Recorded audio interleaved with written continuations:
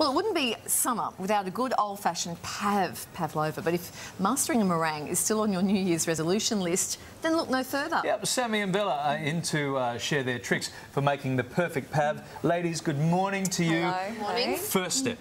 Okay, so the first step is making the meringue, and Bella's become an expert. Well, it's actually not a meringue, it's actually a pav, which is a bit different, but what I've done is I've whipped up some egg whites to a stiff peak, and then I've been adding in the caster sugar. Now, you need caster sugar because it's quite fine, it dissolves quite quickly, really slowly, and then a little bit of vinegar. That's going to help to stabilise the egg whites. Yeah. And a little bit of corn flour. So the corn flour is actually what changes a meringue to a pav. And that's going to give us the marshmallowy, gooey centre. I know, it's rocking. Our whole table is rocking. Yeah. If the cooking segments are rocking, don't come and knock it. But yeah, the corn flour is going to create the marshmallowy inside and the beautiful crusty outside. So that's it there. So that's all pretty much mixed up. So that's really nice. So you'd pre-done that, but roughly how long would that We just brought it to almost stiff peaks, and then we like 5 minutes, 10 minutes? Or? It depends on what machine you're using. Like KitchenAid is really, really quick, but if you've got a hand beater, it might take you a bit longer. And I was pushing the table in the opposite direction to the KitchenAid, which magnified the process. Yes, that too. What about the older the egg whites, the better? Is that an old wives' Yes, that's actually true. When it comes to whipping egg whites, the less fresh, the better. So if you've got some eggs that have been sitting in the back of the fridge for a little while, it's a good one to use for that. So look how beautiful and glossy and shiny that is. So we need to put that out on a baking tray. You can see how dense and rich it is and luscious. And that's lined with a little something. So we've got a little bit of corn flour and just some spray oil as well, just so it doesn't stick to the paper.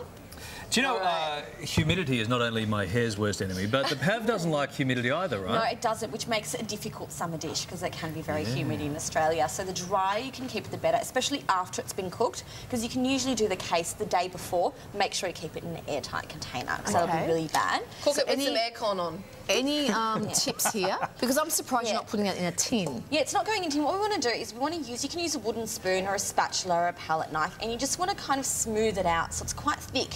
And as you can see, it kind of holds its shape. So what you want to do with the pav is make sure that the height is just as big as the width. And then you get that rustic sort of... Yeah, you don't want it to be too perfect. Looks homemade. I hadn't really thought that segment. It doesn't look like it's store-bought and perfect. Right. Yeah, like you want a pan it to be would make it. handmade. All right. And you want to make a little bit of a well in the centre so that when it's finished cooking, that's where the cream goes into.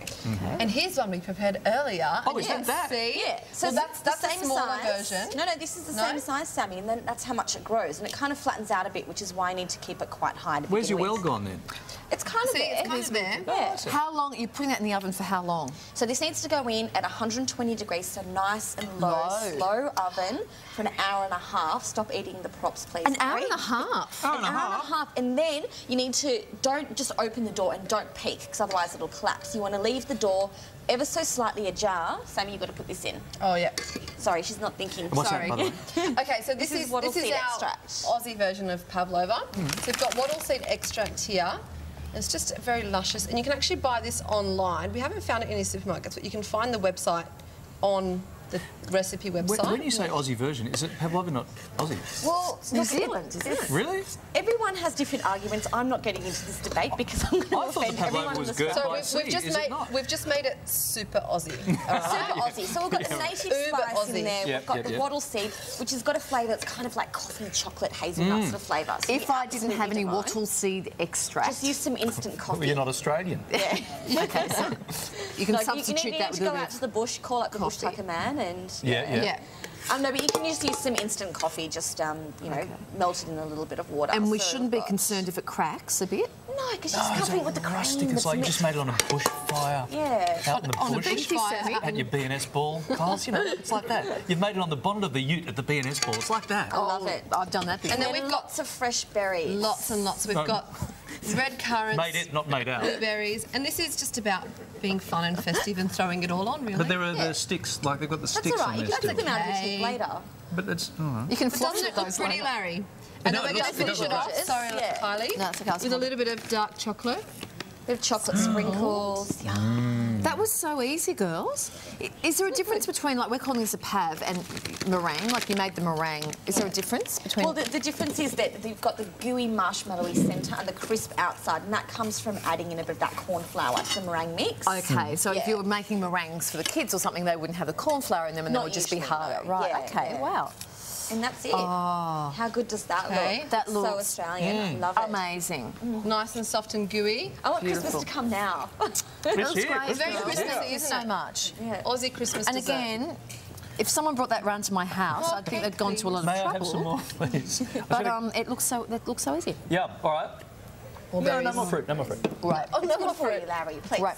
And no trick with the cream. That was just normal cream. No, just normal whipped cream with Don't a bit of... overwhip it because you'll have butter. Gee, that wattle seed oil really gives it a nice Coffee flavour. coffee flavour, doesn't it? If you would like the recipe for Sammy and Bella's Aussie Christmas And you pavlova, Do. yeah, just head to the food section on our website. It's delicious and it's easy. Yes. And if you want to know how to make it on the bonnet of a ute, call Kylie. You could do that probably after some circle work. Thank you, when the girls. engine's nice and hot. Thank you. Thanks, guys. Low heat for an hour and a half.